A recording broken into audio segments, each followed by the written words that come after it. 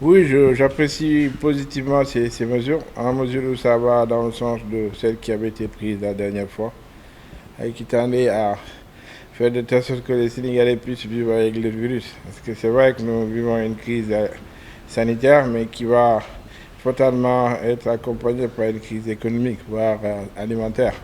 Donc il était important que, à mi-parcours, que des réajustements soient faits. Surtout qu'en observant l'évolution de la maladie depuis que les dernières mesures d'assouplissement ont été prises, il n'y a pas vraiment une flambée depuis lors. Donc je considère que c'est une bonne chose que de déconfiner de plus en plus pour que l'économie puisse redémarrer. Parce que sinon, nous allons vers une crise encore beaucoup plus aiguë après la crise sanitaire. Oui, je pense que vous savez, si vous faites un peu l'évolution et l'étude de ce genre de mesures à travers le monde entier, hein. Bon, c'est vrai que dans un premier temps, il y a le respect strict de ces mesures. Mais nous sommes dans une société où les gens vivotent, ils vivent au jour le jour. Donc il était évident que si le confinement devait prendre encore beaucoup de temps, c'est vrai que de plus en plus la désobéissance pourrait venir, mais c'est une désobéissance de survie.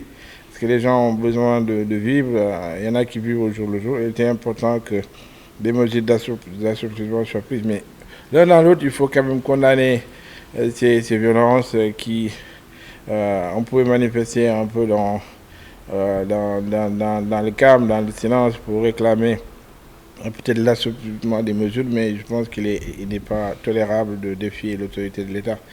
Je pense que pour cela, il faut que l'État restaure son autorité, que toutes les mesures qu'il prendra dans l'avenir soient, c'est vrai, mesurées, normées, mais aussi que les populations puissent respecter à la lettre ce qui a été pris par les autorités.